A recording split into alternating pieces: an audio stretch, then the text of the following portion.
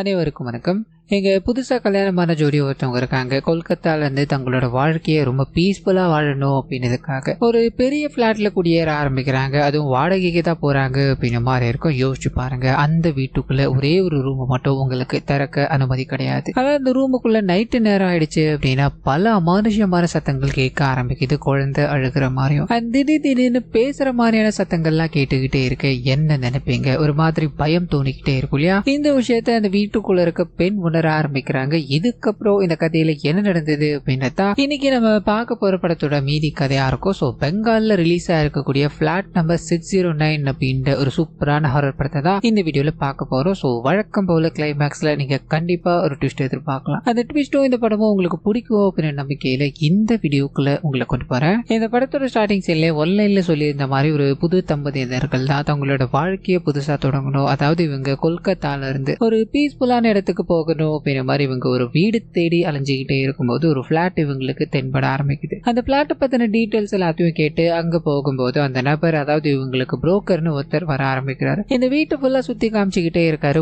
ஒவ்வொரு இடங்களும் பார்க்க அந்த லேடி இருக்காங்க இல்லையா, அவங்களுக்கு பிடிச்சு போயிடுது. இந்த லோ பட்ஜெட்ல நமக்கு இப்படி ஒரு வீடு கிடைக்கிறது ரொம்ப ரொம்ப பெருசு. அதுவும் பால்கனில நின்று இவங்க பார்த்தாங்க அப்படின்னா சூப்பரான வியூவா இருக்கும். இதனால இந்த வீடு கொஞ்சம் கொஞ்சமா இவங்களுக்கு பிடிக்க ஆரம்பிக்கு. மற்ற எல்லா ரூமையும் போய் செக் பண்ணி பார்க்க ஆரம்பிக்கிறாங்க. நிறைய உடஞ்சு போயிருக்கு. அந்த புரோக்கரும் அதெல்லாம் சரி பண்ணி கொடுத்துடலாமா, ஒரு பிரச்சனையும் இல்லை அப்படின்ற மாதிரி பேசிக்கிட்டு இருக்கும்போது ஒரே ஒரு ரூம் மட்டும் அவங்க என்ன பண்ணாலும் திறக்கவே முடியல. இந்த ரூமுக்குள்ள எப்படி என்னதான் இருக்கு, இந்த ரூமை நாங்க திறக்கலாமான்னு கேட்கும்போது அவர் ஒரு மாதிரி யோசிக்கிறாரு. ஆமா, இது இந்த வீட்டோட ஓனரோட ரூமா, அவர் இந்த வீட்டை ரொம்ப சீப்பா கொடுக்குறாரு அப்படின்ற மாதிரி நீங்க சொன்னீங்க இல்லையா? காரணம் என்னன்னா இந்த ஒண்ணுதாம்மா, இந்த ரூமுக்குள்ள போக அனுமதி கிடையாது, இந்த ரூமை யாரும் திறக்க கூடாது அப்படின்ற மாதிரி ரொம்ப ஸ்ட்ரிக்டா சொல்லியிருக்காருமா. இதை ஒண்ணுத்தை மட்டும் நீங்க விட்டுற முடியுமான்னு கேட்க ரெண்டு பேரும் யோசிக்கிறாங்க. சரி, அந்த ஒண்ணுதான் இருக்கு, மத எல்லாமே எங்களுக்கு பிடிச்சிருக்கு, இதனால பணத்தை கொடுத்துட்டு அந்த வீட்டுக்குள்ள குடியேறாங்க. சோ பொருட்கள் எல்லாத்தையும் கொஞ்சம் கொஞ்சமா எடுத்துட்டு வந்து வைக்க ஆரம்பிக்கிறாங்க. இது கூடவே உங்களோட ஃபேமிலி சிச்சுவேஷனுக்குள்ள போக ஆரம்பிக்குது. நாயகி இருக்காங்க இல்லையா, அவங்களுக்கு ஏற்கனவே கல்யாணம் ஆகி ஒரு பையன் இருந்திருக்கா, ஏதோ ஒரு பிரச்சனையால அவன் இறந்து போயிட்டான் அப்படின்னு மாதிரியோ, இதனால இவங்க கணவரை பிரிஞ்சுட்டு தனிமையில இருக்கும்போது இவர் கூட காதல் ஏற்பட்டு இவங்களோட அப்பா அம்மாவை எதிர்த்துக்கிட்டு இவரை கல்யாணம் பண்ணிக்கிட்டாங்க அப்படின்னு மாதிரியும், அப்பா அம்மா ஒரு பக்கம் இவங்க கிட்ட பேசாம இருந்தாலும் இவங்க தன்னோட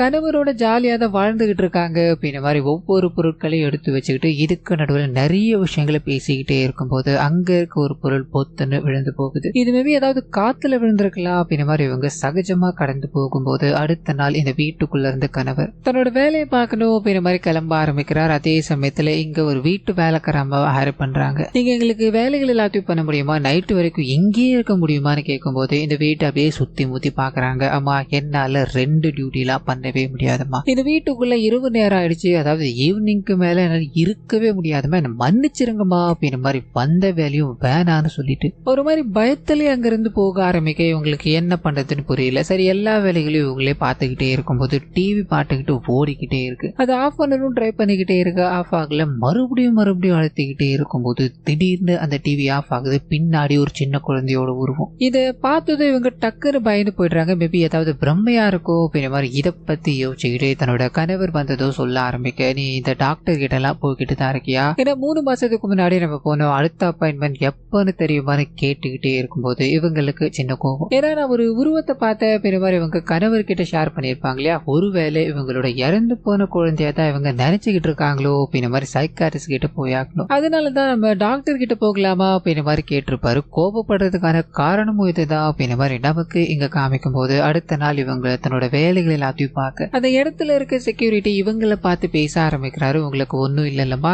அந்த வீட்டுல ஏதாவது பிரச்சனையா இருந்தது அப்படின்னா நீங்க தாராளமா என்கிட்ட சொல்லலாமான்னு சொல்லும்போது இவரோட முகமும் ஒரு மாதிரி மாற ஆரம்பிக்குது. என்னது இது, எல்லாரும் இந்த வீட்டை பத்தி பேசிட்டு இருக்காங்களே அப்படின்ற மாதிரி வீட்டுக்கு போய் அங்க இருக்க போட்டோஸ் எல்லாத்தையும் மாட்டணும் அப்படின்ற மாதிரி ட்ரை பண்ணிக்கிட்டே இருக்கும்போது ஒரே ஒரு போட்டோ கூட அந்த ஆணி அடிச்சு நிக்க வைக்க முடியல. இவங்க என்ன பண்ணாலும் கீழே விழுந்துகிட்டே இருக்கு. வீட்டுக்கு மேல இருந்து ஏதோ விதமான சத்தங்கள் கேட்டுக்கிட்டே இருக்கும்போது ஓடி போய் பாக்குறாங்க. இது எதுவும் இல்ல. இவங்க கணவர் சொன்ன மாதிரி இது எல்லாமே ஒருவேளை நம்மளா நினைச்சுக்கிட்டு இருக்கோமோ அப்படின்ற மாதிரி அக்கம் பக்கத்துல இருக்கவங்க கிட்ட பேசினா சரியாகும். ஏன்னா இவங்க தனியா இருக்கிறதால தான் இந்த மாதிரி தாட்டெல்லாம் போகுது அப்படின்ற மாதிரி பக்கத்து வீட்டுக்காரங்க கிட்ட கதவை தட்டும் போது ஒரு வயசானவங்க அவங்க பார்க்கவே ஒரு மாதிரி பயமுறுத்துற தோரணையில இருக்காங்க. நான் இந்த மாதிரி இங்கதாமா இருக்கேன், உங்ககிட்ட கொஞ்சம் பேசலாமான்னு கேட்கும்போது திடீர்னு அவங்க கதவு அடிச்சுக்கிட்டு போய்கிட்டே இருக்காங்க. இவங்களுக்கு ஒரு மாதிரி மூஞ்சால் அடிச்ச மாதிரி அடித்து என்ன இப்படி பண்ணிட்டாங்களே அப்படின்ற மாதிரி தன்னோட வீட்டுக்கு போய் தன்னோட வேலைகள் எல்லாத்தையும் பார்த்துக்கிட்டே இருக்கும்போது காலிங் பெல்ல யாரோ தட்டுறாங்க. இவங்களும் யாரா இருக்கோ அப்படின்ற மாதிரி வந்து பார்க்கும்போது அந்த வயசான லேடி இருக்காங்க இல்லையா, அவங்க தான் நான் முதல்ல கூப்பிடும் போது கொஞ்சம் வேலையா இருந்தமா, அதனாலதான் நான் அவங்க கிட்ட பேசாம போயிட்டேன், என்னை மன்னிச்சிடன்னு அப்படின்ற மாதிரி அந்த ஹீரோயினை கூப்பிட்டு உட்கார வச்சு அவங்க கிட்ட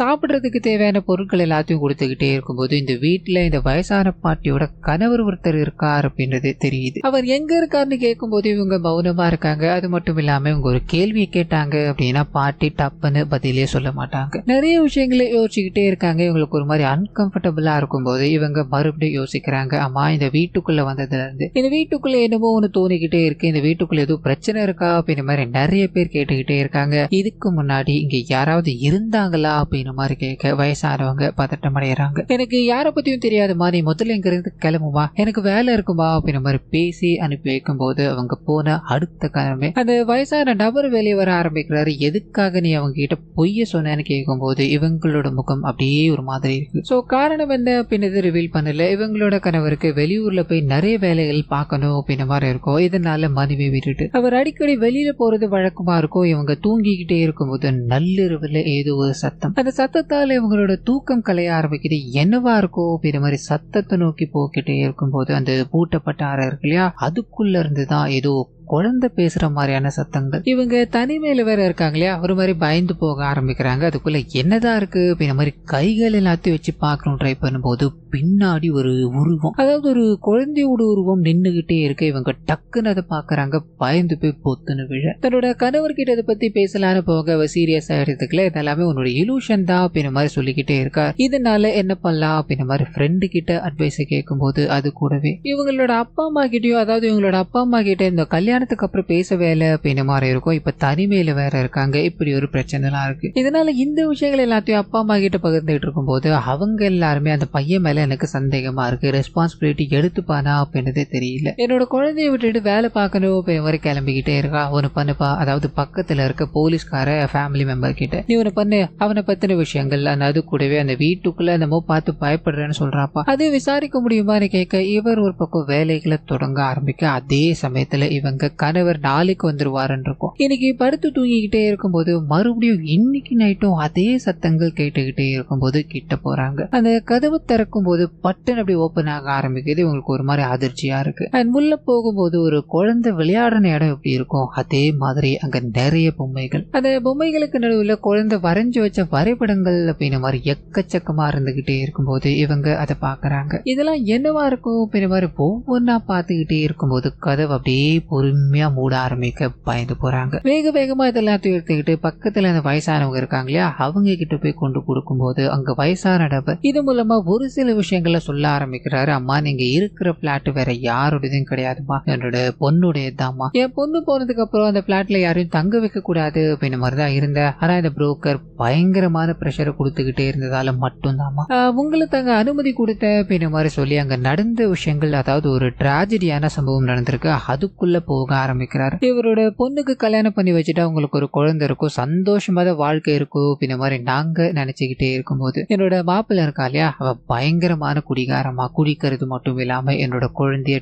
டெய்லி அவன் துன்புறுத்திக்கிட்டே இருப்பான். அது ஒரு நாள் பயங்கர எக்ஸ்ட்ரீம் லெவலுக்கு போயிடுச்சுமா. அன்னைக்கு நைட்டு முழுக்க என்னோட குழந்தையோட அழுகுரல் கேட்டுக்கிட்டே இருந்தது. திடீர்னு மரண அமைதி ஆயிடுச்சு. அடுத்த நாள் காலையில போலீஸ்காரங்க வந்து என்னோட குழந்தையோட டெட் பாடியை கொண்டு போகும்போதுதான் அந்த கொடூரனால என்னோட குழந்தை சாகடிக்கப்பட்டுட்டாங்க அப்படின்றது தெரிஞ்சிச்சு. அன்னில இருந்து இன்னி வரைக்கும் என்னோட மனைவிக்கு தூக்கம் அப்படின்றதே போயிடுச்சுமா. அதனால மட்டுமே தான் ஒரு மாதிரி சுத்திக்கிட்டு இருக்கான்னு சொல்லும் போது இவங்களுக்கு பயங்கர சோகமாயிடுது. அது கூடவே அம்மா அந்த குழந்தைக்கு என்னாச்சியான்னு கேட்கும் போது போலீஸ்காரங்க 2 நாள் தேடிக்கிட்டே இருந்தாங்கம்மா. அதுக்கப்புறம் தான் அந்த குழந்தைய அதே வீட்டுல இருக்க செல்ஃபில இருந்து இறந்து போன நிலையில எடுத்தாங்கம்மா. இதுக்கு மேல ஒரு தாத்தா பாட்டிக்கு என்ன மாதிரியான கொடூரங்கள் நடக்கணும். இங்க நிறைய பேர் குழந்தை இல்லாம ஃபீல் பண்ணிக்கிட்டே இருக்காங்க. ஆனா இருந்த குழந்தைய இவங்களால பாத்துக்க முடியாம போயிடுச்சம்மா. இதெல்லாம் எனக்கு என்ன சொல்றதுன்னே தெரியல. என்னோட ஃபேமிலி அன்னில இருந்து ஒரு மாதிரி கஷ்டப்பட்டுக்கிட்டு தாமா இருக்கும் அப்படின்ற மாதிரி அழுதுகிட்டே அந்த போட்டோகிராஃப் எல்லாத்தையும், அதாவது அந்த குழந்தை வரைஞ்சு வச்ச விஷயங்கள் எல்லாத்தையும் பார்த்து இவங்க கண்ணீரோட நின்றுகிட்டே இருக்க நாயகி இப்ப இங்க என்ன நடந்துகிட்டு இருக்கு அப்படின்றத ஆல்மோஸ்ட் கண்டுபிடிச்சிட்டாங்க. இதனால வீட்டுக்கு போய் தன்னோட கணவர் வரட்டும், அவர்கிட்ட இதை ஷேர் பண்ணலாம் அப்படின்ற மாதிரி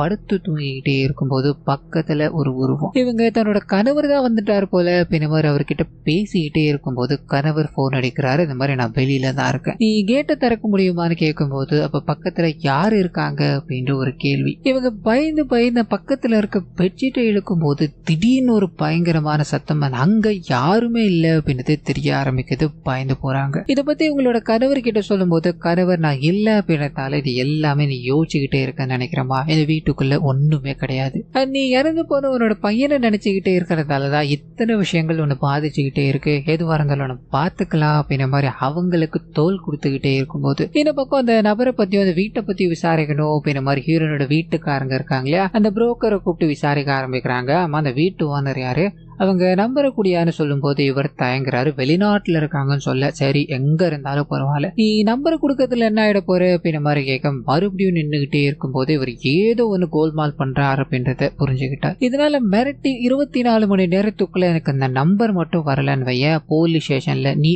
அக்யூஸ்டா உட்காந்துட்டு இருப்படா. இதை நான் ஒன்னும் விளையாட்டா சொல்ல கிடையாது அப்படின்ற மாதிரி லிட்டரலி அவனை மிரட்டி அனுப்பி வைக்கும் போது அவன் ஏதோ ஒரு விஷயத்த சொல்லணும்னு வரான். அது என்ன எது அப்படின்றத நமக்கு இப்ப ரிவீல் பண்ணாம இங்க ஹீரோயின் தூங்கிக்கிட்டே இருக்கும்போது தூக்கம் கலைய ஆரம்பிக்குது. மறுபடியும் அந்த ரூமை நோக்கி போக்கிட்டே இருக்காங்க. அங்க குழந்தையோட விஷயங்கள்லாம் இருக்கு இல்லையா, அது எல்லாத்தையும் எடுத்து பார்த்துக்கிட்டே இருக்கும்போது கதவுக்கு பின்னாடி ஏதோ ஒரு உருவம் இவங்களை நோக்கி நின்றுகிட்டே இருக்கும்போது ஃபேனுக்கு மேல பாக்குறாங்க. ரன் அப்படின்ற மாதிரி எழுதப்பட்டிருக்கு. அந்த குழந்தையோட வரைபடம் இருக்கு இல்லையா, அது ஒரு மாதிரி திரும்பிக்கிட்டே இருக்கும்போது பதட்டம் அடைகிறாங்க. அங்கிருந்து ஓடணும் அப்படின்ற மாதிரி ட்ரை பண்ண பட்டுன்னு இவங்களோட கணவர் வந்து இந்த எல்லா விஷயங்களையும் பாக்குறாரு. இவங்க பயத்துல இருக்காங்க அப்படின்னு புரிஞ்சுக்கிட்டு இங்க ஒண்ணுமே இல்லமா, நீ பயப்படாத அப்படின்ற மாதிரி ஆறுதல்கள் எல்லாத்தையும் சொல்லி இதுக்கு அடுத்த நாள் காலையில இவருக்கு வேற ஒரு வேலை வந்துருச்சு அப்படின்ற மாதிரி மறுபடியும் இவங்களுக்கு தனிமையில விட்டுட்டு கிளம்ப ஆரம்பிக்க இவங்களுக்குள்ள இந்த பயம் ஓடிக்கிட்டே இருக்க. அந்த பயத்துக்கு பின்னாடி இருக்க விஷயங்களை தேடி போக ஆரம்பிக்கிறாங்க. இவங்க இந்த வீட்டுக்குள்ள இருக்கிறதுக்கு முன்னாடி வேற ஒரு பேர் இங்க வாழ்ந்துகிட்டு இருந்தாங்க அப்படின்ற மாதிரி இருக்கும். அவங்க கிட்ட போய் கேட்கும் போது அந்த வீட்டுக்குள்ள என்ன இருக்கு அப்படின்னு சொல்ல தெரியலமா, ஆனா ஏதோ ஒரு அமானுஷம் இருக்கு அப்படின்ற மாதிரி நான் ஃபீல் பண்ணேன். முதல்ல அங்க இருக்க பொருட்கள் எல்லாம் விழ ஆரம்பிச்சிருச்சு. போட்டோ முத கொண்டு அங்க இருக்க எல்லாமே தனித்தனியா விழுந்துகிட்டே இருக்கு. ஏதோ ஒரு குழந்தையோட உருவம்லாம் எனக்கு தெரிஞ்சுக்கிட்டு இருந்தது அப்படின்னு மாதிரி சொல்லும் போது நாயகிக்கு லிட்டரலி இங்க அதுதான் நடந்துகிட்டு இருக்கு. சோ கன்ஃபார்மே பண்ணிடுறாங்க, இங்க கண்டிப்பா ஒண்ணு இருக்கு அப்படின்ற மாதிரி திங்க் பண்ணிக்கிட்டு இவங்க தன்னோட ரூமுக்கு போகணும், அதாவது பிளாட்டுக்கு போகணும் அப்படின்ற மாதிரி லிப்ட்ல பயணப்பட்டுக்கிட்டே இருக்கும்போது திடீர்னு லிப்ட் ஒரு மாதிரி பிளாக் அவுட் ஆயிடுது. அங்க இடம் இப்படி ரெட் கலர்ல எரிஞ்சுக்கிட்டே இருக்கும்போது அந்த குழந்தையோட ரூம் இவங்களோட துணியை தொடரால் வரும்போது பயந்து போறாங்க. ஒரு மாதிரி அலற ஆரம்பிக்கிறாங்க. அங்கிருந்து வேக வேகமா ஓடிக்கிட்டே இருக்கும்போது அந்த புரோக்கர் இருக்கா இல்லையா, அம்மா வீட்டுக்கு யாரோ கெஸ்ட் வந்திருக்காங்க நினைக்கிற, ஜன்னல் வழியா ஒரு குழந்தை எட்டி பார்த்துக்கிட்டே இருக்கு, அது என்னன்னு கவனிச்சுக்கோங்க அப்படின்னு மாதிரி கேஷுவலா சொல்லிட்டு போகும்போது அங்க அப்படிப்பட்ட ஒரு ஆளே கிடையாது. இதனால நாளுக்கு நாள் இவங்களோட பயம் அதிகரிக்க ஆரம்பிக்குது. அதே சமயத்துல இவங்களோட ஃபேமிலி மெம்பர்ஸும் கொஞ்சம் கொஞ்சமா இது எல்லாத்தையும் விசாரிச்சுக்கிட்டே இருக்கு. இந்த பக்கம் வீட்டுல தனிமையில இருக்கும்போது, அதாவது வீடே மௌனமா இருக்கும்போது காமிக்கிறாங்க ஒரு டிராயரை தன்னைத்தானே திறக்குது. அதுல இருந்து பேப்பர் எல்லாமே அப்படி காத்துல அடிச்சுக்கிட்டு கீழே விழ ஆரம்பிக்க நாயகி தூக்கத்துல இருந்து எழுந்து அந்த இடத்துக்கு வந்து கீழே கிடக்கிற விஷயங்கள் எல்லாத்தையும் பாக்குறாங்க. அதை எடுத்து படிச்சுக்கிட்டே இருக்கும்போது இவங்களுக்கு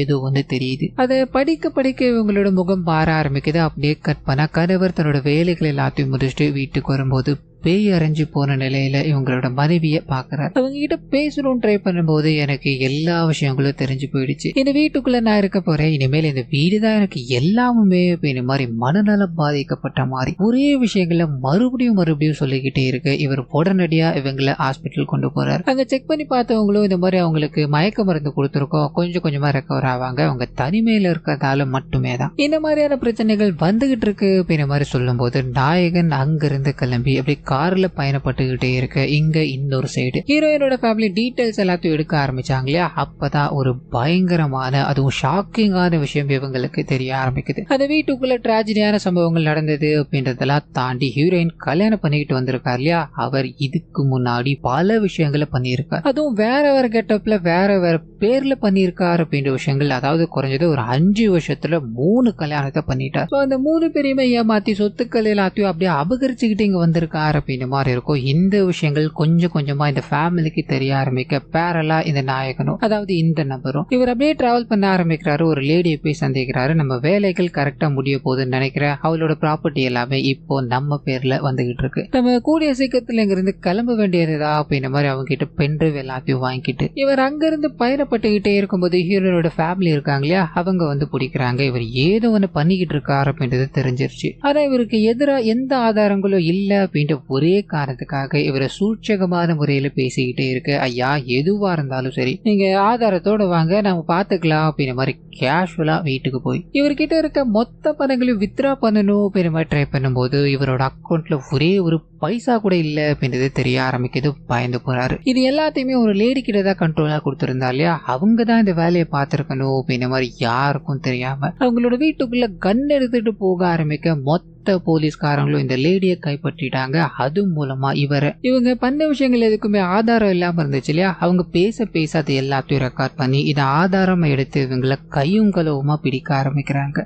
இதுக்கு உதவுறது ஹீரோயின் தான் அப்படின்ற மாதிரி அவங்க வெளியே வரும்போது தான் இதுக்கு பின்னாடி இருக்க விஷயங்களுக்குள்ள போக ஆரம்பிக்குது. சோ அந்த வீட்டுல ஒரு அமானுஷம் இருக்கு அப்படின்றது நிதர்சனமான உண்மை. அந்த அமானுஷம் என்ன பண்ணி இருக்கு அப்படின்னா நாயகியை காப்பாற்றணும் அப்படின்றதுக்காக தான் இந்த வீட்டை விட்டு போயிடு. இந்த வீட்டுக்குள்ள இருக்காது அப்படின்ற மாதிரி எக்கச்சக்கமான வாட்டி கம்யூனிகேட் பண்ணணும் அப்படின்ற மாதிரி ட்ரை பண்ணிக்கிட்டே இருந்திருக்கும். அந்த பேப்பர் எல்லாமே பறந்து வந்து ஹீரோயின் படிச்ச மாதிரி காமிச்சிருப்பாங்க இல்லையா, அதுல இருக்க விஷயங்கள்லாம் என்னென்ன அப்படின்னா இவங்களோட கணவர் எல்லாத்தையுமே அதாவது இவங்களோட ப்ராப்பர்ட்டி எல்லாத்தையும் பேர் மாத்திக்கிட்டு இருக்காரு அப்படின்ற மாதிரி இருக்கும். இது தெரிஞ்சதாலதான் இவங்க சூதானமாய் அவரை பத்தி விசாரிக்க ஆரம்பிக்கிறாங்க. ஃபேமிலி மெம்பர்ஸும் இதை பத்தி பேச ஆரம்பிக்கிறாங்க. அது மூலமா தான் இவர் லோன்லியா இருக்க பெண்கள் எல்லாத்தையுமே டார்கெட் பண்ணி அவங்களால பிரச்சனை வராது அப்படின்ற மாதிரி தெரிஞ்சுக்கிட்டு அவங்களுக்கு வாழ்க்கை கொடுக்குறேன், அவங்களோட வாழ்க்கையை பங்கெடுத்துக்கிறேன் அப்படின்ற மாதிரி கொஞ்சம் கொஞ்சமா ஆசை வார்த்தைகள் எல்லாத்தையும் பேசி அவங்கள தனிமையில கூட்டு வர ஆரம்பிக்கிறாரு. அவங்க கிட்ட இருக்க எல்லாத்தையும் புடுங்கிட்டு அவங்கள விட்டுட்டு ஓடிடுறாரு அப்படின்ற மாதிரி இருக்கும். இந்த பேட்டர்னை தான் இவர் ஃபாலோ பண்ணிக்கிட்டே இருக்காரு. இதுக்கு நடுவுல இவர் பேங்க் அக்கௌண்ட் முத கொண்டு அவங்களோட பர்சனல் டீடைல்ஸ் வரைக்கும் எல்லாத்தையுமே கேட்டிருப்பாரு. நம்ம ஒரு பேங்க் அக்கௌண்ட் ஓபன் பண்ணலாமா அப்படின்ற மாதிரி டிமாண்ட் பண்ணியிருப்பாரு.